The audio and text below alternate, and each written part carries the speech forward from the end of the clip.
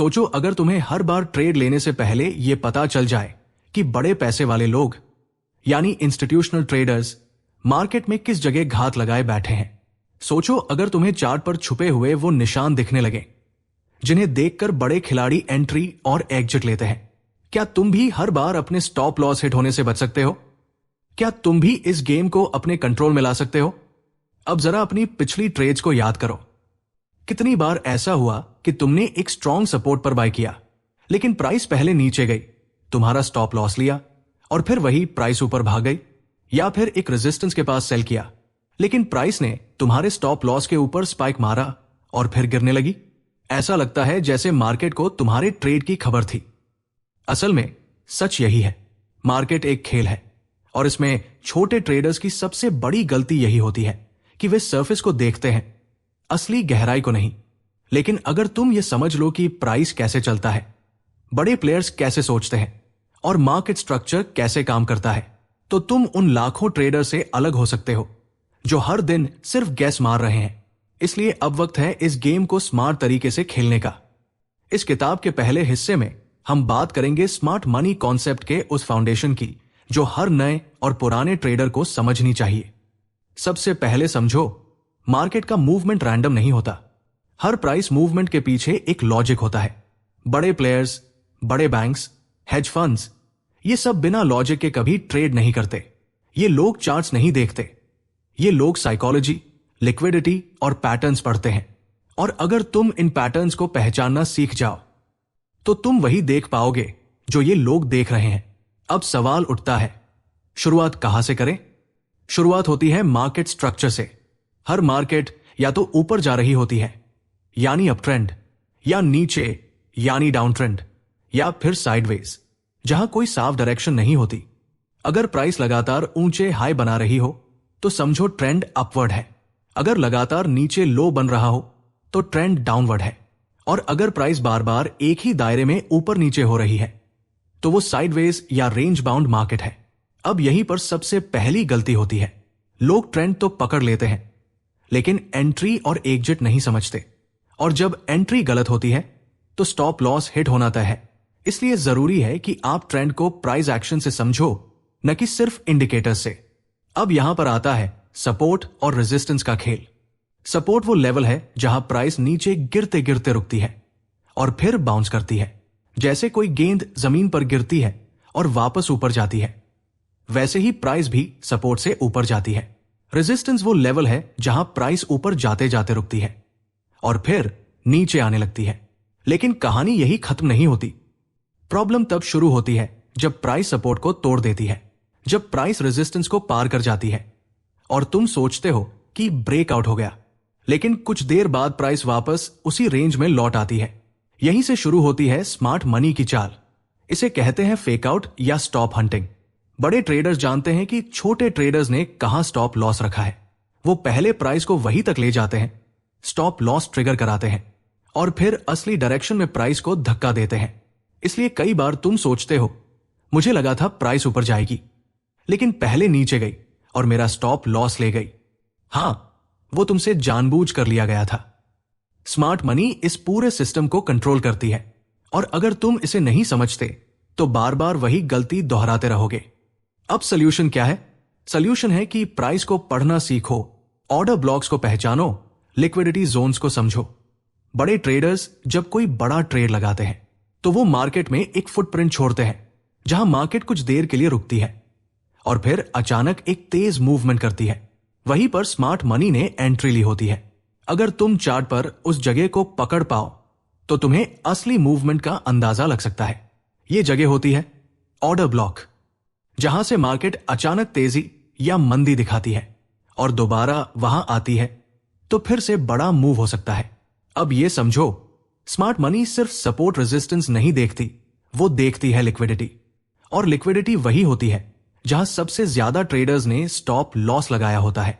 Smart money वही entry लेती है जहां सबसे ज्यादा छोटे ट्रेडर्स को ट्रैप किया जा सके। इसलिए अगर तुम्हें इस गेम में लंबे समय तक टिकना है तो तुम्हें हर ट्रेड से पहले खुद से एक सवाल पूछना होगा, अगर मैं एक बड़ा ट्रेडर होता तो मैं कहां एंट्री लेता? और जब तुम चार्ट्स को इस नजरिए से देखना शुरू करोगे तो तुम्हें वही दिखने लगेगा जो अब तक छुपा था।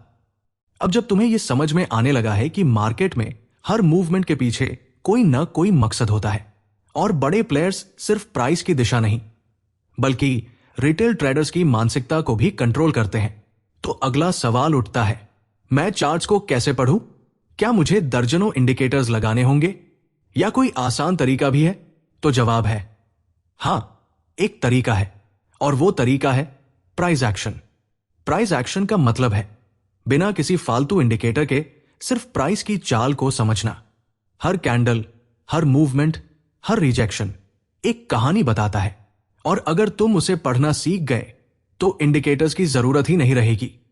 आओ शुरुआत करते हैं सबसे बेसिक चीज से, कैंडलस्टिक पैटर्न्स। हर कैंडल, चाहे वो लाल हो या हरी, तुम्हें बताती है कि उस समय बायर्स और सेलर्स में कौन हावी था। एक लंबी हरी कैंडल बताती है कि बायर्स ने मार्केट को खींचा। एक लंबी लाल कैंडल दिखाती है कि सेलर्स ने दबाव डाला। लेकिन असली चाल तब होती है जब ये सिंपल कैंडल्स मिलकर एक पैटर्न बनाते हैं। जैसे कि अगर सपोर्ट लेवल पर एक छोटी बॉडी वाली कैंडल बनती है जिसके नीचे लंबी विक हो, तो यह बताता है कि नीचे बहुत स्ट्रांग बाइंग आई है। इसे कहते हैं पिन बार। और अगर रेजिस्टेंस के पास एक छोटी कैंडल एक बड़ी कैंडल के अंदर बंद हो, तो यह एक इनसाइड बार पैटर्न है जो दिखाता है कि मार्केट अनिश्चितता में है और कोई बड़ा मूवमेंट आने वाला है। अब यह समझो, ये पैटर्न्स तभी काम करेंगे जब तुम मार्केट के कॉन्टेक्स्ट को समझो। मतलब ये नहीं कि हर पिन बार या इनसाइड बार पर ट्रेड ले लो। देखो कि वो पैटर्न किस जोन में बन रहा है। क्या वो किसी ऑर्डर ब्लॉक के पास है? क्या वहां लिक्विडिटी पूल है? क्या वहां पहले कोई बड़ा रिएक्शन आया था? बड़े ट्रेडर्स हर लेवल पर ट्रेड नहीं करते, वो सिर्फ वहां एक्टिव होते हैं जहां उन्हें लिक्विडिटी मिलती है। और लिक्विडिटी वही होती है जहां छोटे ट्रेडर्स अपने स्टॉप लॉस रखते हैं, यानी सपोर्ट के नीचे, रेजिस्टेंस के ऊपर, ब्रेकआउट्स के आसपास। अब बात करते हैं एक और बड़ी गलती की जो लगभग हर बिगिनर ट्रेडर करता है, ब्रेकआउट्स पर आंख बंद करके ट्रेड लेना। किसी ने रेजिस्टेंस देखा, प्राइस ने उसे तोड़ा, बस ट्रेड ले लिया बाय में। फिर क्या हुआ? प्राइस थोड़ी देर ऊपर गई और फिर धड़ाम से नीचे। इस मूवमेंट को कहते हैं फेक आउट। और यह सिर्फ गलती से नहीं होता, यह स्मार्ट मनी की चाल होती है। बड़े ट्रेडर्स जानते हैं कि जैसे ही प्राइस किसी की लेवल को तोड़ेगी, हजारों छोटे ट्रेडर्स बाय में कूदेंगे और वो अपने स्टॉप लॉस कुछ ही पॉइंट्स नीचे रखेंगे। तो स्मार्ट मनी क्या करती है? पहले प्राइस को पुश करती है ऊपर, ब्रेकआउट दिखाती है। फिर जैसे ही रिटेल ट्रेडर्स बाय में आते हैं, प्राइस वापस उन्हीं लेवल्स में लौट जाती है और उनके सारे स्टॉप लॉस ट्रिगर हो जाते हैं। इससे उन्हें मिलती है लिक्विडिटी और यहीं से वे अपनी असली पोजीशन बनाते हैं। तो अब सवाल है, फेक ब्रेकआउट को पहचाने कैसे? देखो कि ब्रेकआउट के बाद मार्केट रीटेस्ट करता है या नहीं।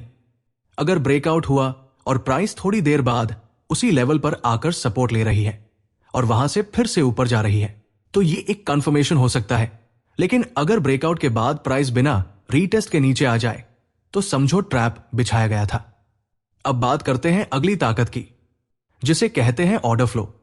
ये वो तरीका है जिससे बड़े ट्रेडर्स देखते हैं कि मार्केट में कहां पर कितने ऑर्डर्स हैं और कहां पर उन्हें एंट्री लेनी है। उनके पास लाइव डेटा होता है। वो जानते हैं कि कहां ज्यादा लोग बाय में हैं, कहां ज्यादा लोग सेल में। लेकिन हमारे पास वो सिस्टम नहीं है। तो हम क्या करें? हम प्राइस एक्शन और लिक्विडिटी एनालिसिस से यह अंदाजा लगा सकते हैं कि बड़े प्लेयर्स कहां पर एक्टिव हो सकते हैं, कहां ज्यादा स्टॉप लॉस है, कहां पर सपोर्ट रेजिस्टेंस बार बार टेस्ट हो रहा है। वहीं पर बनते हैं लिक्विडिटी पूल्स। अब जरा एक सिनारियो सोचो। एक सपोर्ट लेवल है जहां बहुत बार प्राइस ने बाउंस किया है। छोटे ट्रेडर्स वहां बाय कर रहे हैं और स्टॉप लॉस सपोर्ट के नीचे रख रहे हैं। अब स्मार्ट मनी देख रही है कि सपोर्ट के नीचे बहुत सारे स्टॉप लॉस है, तो वो क्या करेगी? प्राइस को जानबूझकर सपोर्ट के नीचे धकेलेगी। वो सारे स्टॉप लॉस ट्रिगर होंगे, मार्केट में सेलिंग आएगी और उसी सेलिंग को स्मार्ट मनी अपनी बाइंग में कन्वर्ट करेगी और फिर प्राइस ऊपर जाने लगेगी। रिटेल ट्रेडर सोचेंगे कि मार्केट गिर गया, लेकिन स्मार्ट मनी ने वहां अपनी पोजीशन बना ली होती है। इसलिए जरूरी है कि तुम अब हर बार ट्रेड लेने से पहले यह सोचो, क्या यह जगह है जहां ज्यादातर लोग ट्रेड ले रहे होंगे? क्या यह लेवल बार बार टेस्ट हो चुका है? क्या यहां स्टॉप हंटिंग हो सकता है? जब तुम चार्ट्स को इन सवालों के साथ देखोगे, तब तुम सिर्फ सपोर्ट रेजिस्टेंस नहीं देखोगे, तुम देखोगे इंटेंशंस, माइंडसेट और प्लान। और यही स्मार्ट मनी कॉन्सेप्ट की असली शुरुआत है। अब तक तुम समझ चुके हो कि मार्केट में हर एक मूवमेंट कोई संयोग नहीं है, बल्कि एक खास सोच, एक रणनीति और एक बड़े प्लान का हिस्सा होता है। अब वक्त है उस सबसे बड़े संकेत को समझने का, जिसे स्मार्ट मनी अक्सर इस्तेमाल करती है, लेकिन जिसे ज्यादातर लोग या तो नजरअंदाज कर देते हैं या फिर गलत पढ़ते हैं। यह संकेत है ऑर्डर ब्लॉक। ऑर्डर ब्लॉक कोई जादू नहीं है, नहीं, ये कोई इंडिकेटर है। ये तो बस प्राइस की उस जगह की पहचान है जहां बड़े ट्रेडर्स ने अपनी पोजीशन बनाई और जहां से मार्केट में तेज मूवमेंट आई। अब इसे थोड़ा आसान करके समझो। मान लो एक जगह प्राइस धीरे धीरे बढ़ रहा था और अचानक एक बड़ी बियरिश कैंडल बनी, लेकिन फिर कुछ कैंडल्स के बाद प्राइस वहीं से तेजी से ऊपर जाने लगा। उस बड़ी बियरिश कैंडल के पहले की कैंडल को कहते हैं बुलिश ऑर्डर ब्लॉक, क्योंकि वहीं से स्मार्ट मनी ने बाय किया और मार्केट को ऊपर धकेला। अब यही पैटर्न उल्टा भी होता है। अगर मार्केट तेजी में था और अचानक वहां एक बड़ी बुलिश कैंडल बनी, लेकिन उसके बाद प्राइस गिरने लगा, तो उस कैंडल के पहले वाली कैंडल होती है बियरिश ऑर्डर ब्लॉक, जहां स्मार्ट मनी ने सेल किया। अब इन ब्लॉक्स का क्या करना है? जब भी प्राइस दोबारा इन्हीं जोन्स में लौटे तो समझो स्मार्ट मनी वहां रिएक्ट कर सकती है, और यही तुम्हारा मौका है एंट्री लेने का, पर प्लान के साथ। लेकिन याद रखो, सिर्फ ऑर्डर ब्लॉक बन जाने से ट्रेड मत लो।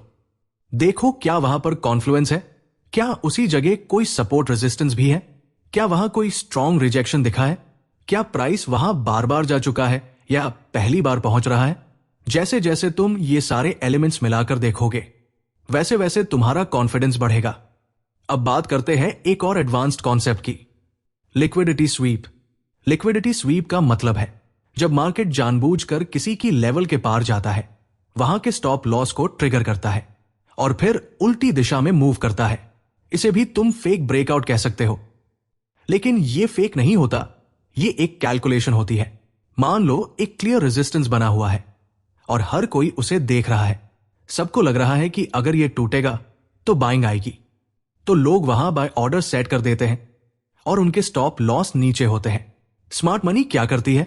वहां तक प्राइस ले जाती है, थोड़ा और ऊपर पुश करती है ताकि सारे बाय ऑर्डर्स भर जाएं और स्टॉप लॉस ट्रिगर हो।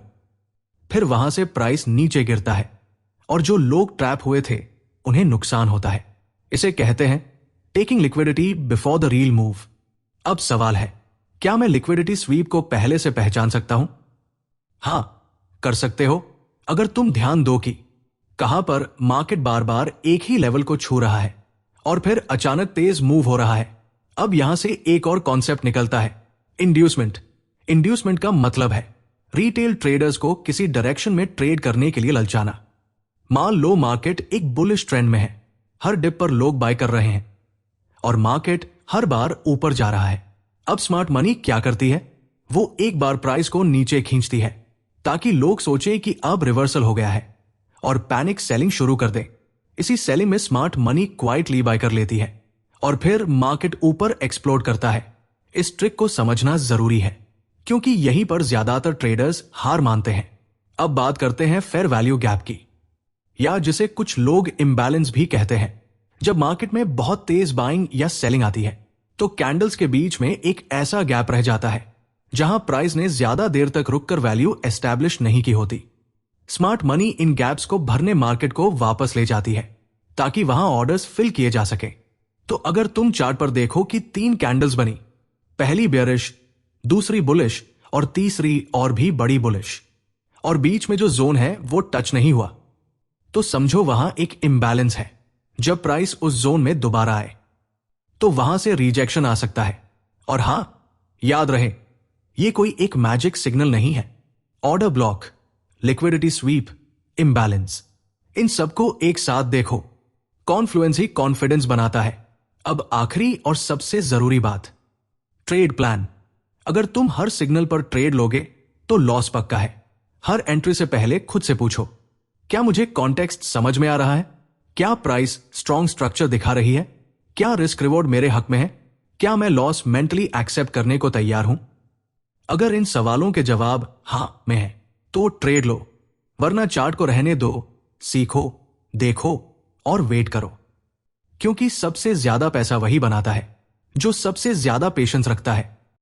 अब जब तुमने मार्केट के पैटर्न्स को पढ़ना शुरू कर दिया है, ऑर्डर ब्लॉक्स की साइकोलॉजी समझने लगे हो, फेक ब्रेकआउट्स को पकड़ने लगे हो और लिक्विडिटी स्वीप जैसी चालों को भी पहचानने लगे हो, तो अगला स्टेप है एंट्री कैसे ले, एग्जिट कहां करें और सबसे बढ़कर लॉस को मैनेज कैसे करें। क्योंकि सच्चा ट्रेडर वो नहीं होता जो हर बार जीतता है, बल्कि वो होता है जो हारने पर भी अपनी कैपिटल और माइंडसेट को जिंदा रखता है। तो चलो शुरू करते हैं एंट्री लॉजिक से। बहुत से लोग चार्ट्स देखकर एक्साइटेड हो जाते हैं, एक अच्छा ऑर्डर ब्लॉक दिखा, एक इंबैलेंस मिला और झट से ट्रेड मार दी। लेकिन याद रखो, कंफर्मेशन के बिना कोई भी जोन खाली मकान की तरह होता है, दिखता तो है लेकिन अंदर कोई नहीं होता। तो तुम्हें कंफर्मेशन चाहिए और सबसे अच्छा कंफर्मेशन है प्राइस रिएक्शन। जब प्राइस किसी की जोन में आता है तो देखो वहां उसका बिहेवियर क्या है, क्या वहां रिजेक्शन आ रहा है, क्या वहां स्ट्रॉन्ग विक बन रही है, क्या लोअर टाइम फ्रेम पर ट्रेंड शिफ्ट हो रहा है। मान लो तुमने H1 पर एक ऑर्डर ब्लॉक देखा, तो LTF यानी M15 या M5 पर देखो कि क्या वहां स्ट्रक्चर चेंज हो रहा है, क्या प्राइस लोअर हाइज बनाना छोड़ चुका है और अब हायर हाइज बना रहा है। अगर हां, तो यह सिग्नल हो सकता है एंट्री का।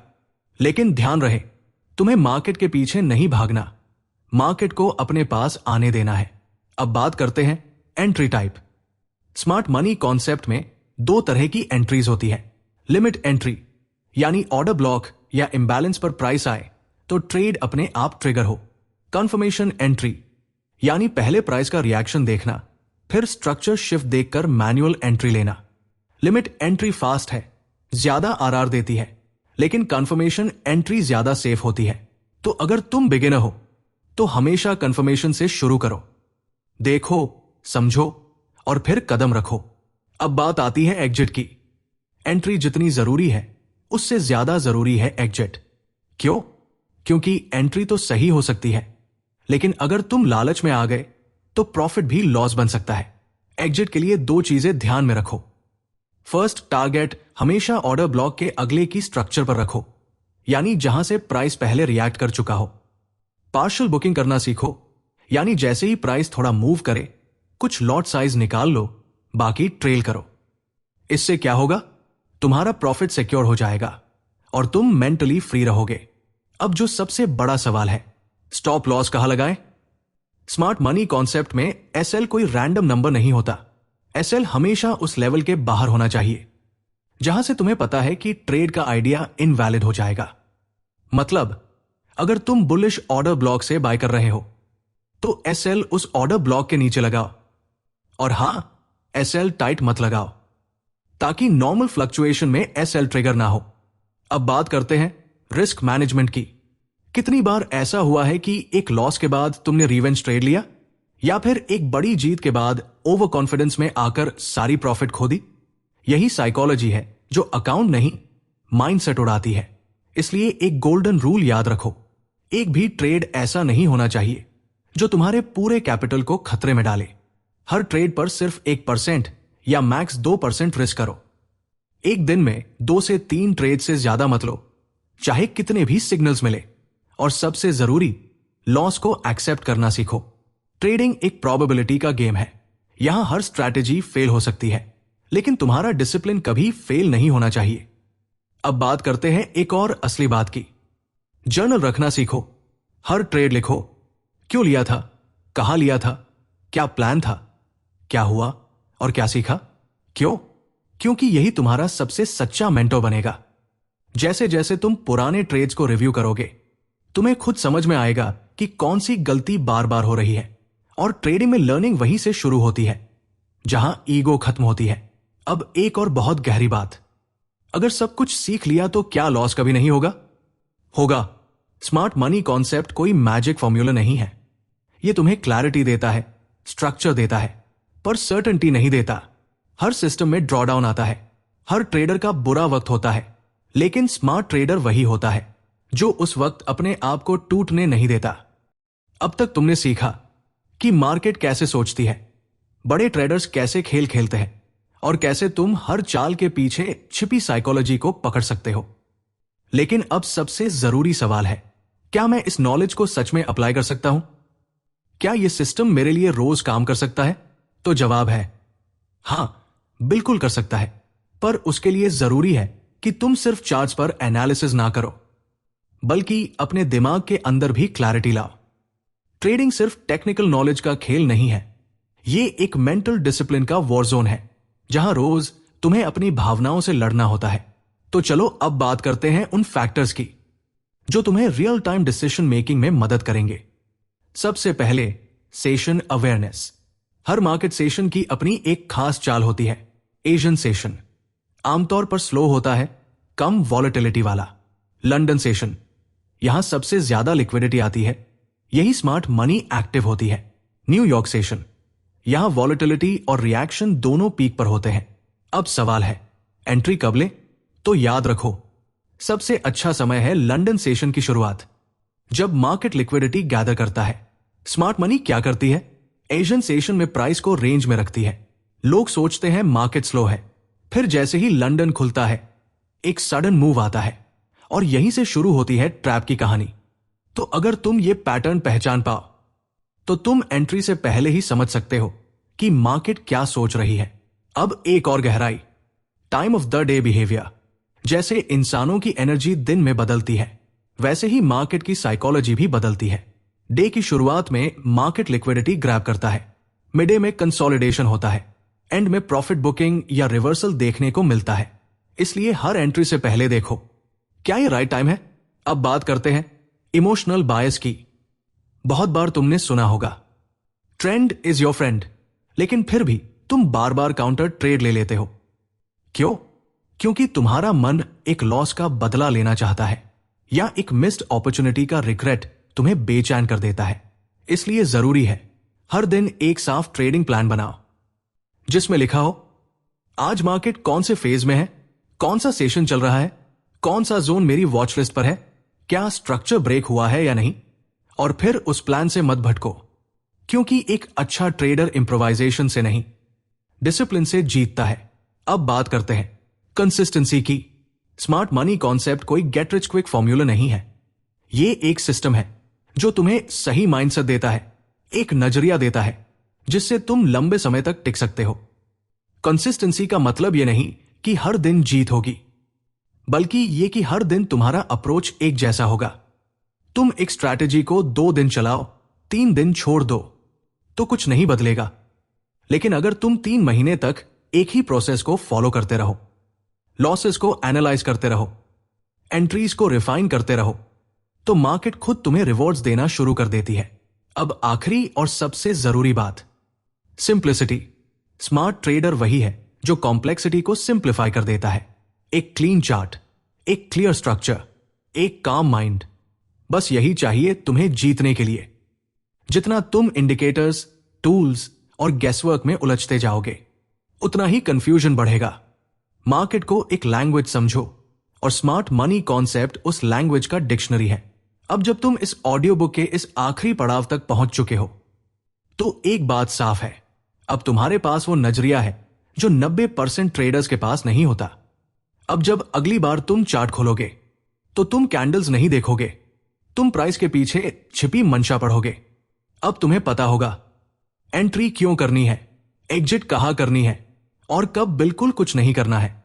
यही फर्क है एक गैस करने वाले और एक प्रोफेशनल के बीच। तो यह था smart money concept bye Khalid forex का पूरा सार। एक एक चीज जो एक सीरियस ट्रेडर को जानी चाहिए, अब आपके पास है। प्रेजेंटेड बाय सुनो समझो सीखो, जहां हम सिर्फ किताबें नहीं पढ़ते, हम माइंडसेट बदलते हैं। अगर यह ऑडियो बुक आपके लिए वैल्यूबल रही हो, तो कमेंट में जरूर बताएं। और अगली कौन सी किताब सुनना चाहते हैं, वो भी। याद रखो, ट्रेडिंग कोई शॉर्टकट नहीं है, लेकिन सही नजरिया तुम्हें उस लेवल पर जरूर ले जा सकता है जहां ज्यादातर लोग सिर्फ सपने देखते हैं। सुनो, समझो, सीखो, मार्केट को समझो और खुद को भी। अब वक्त है खुद को स्मार्ट ट्रेडर की तरह ट्रीट करने का।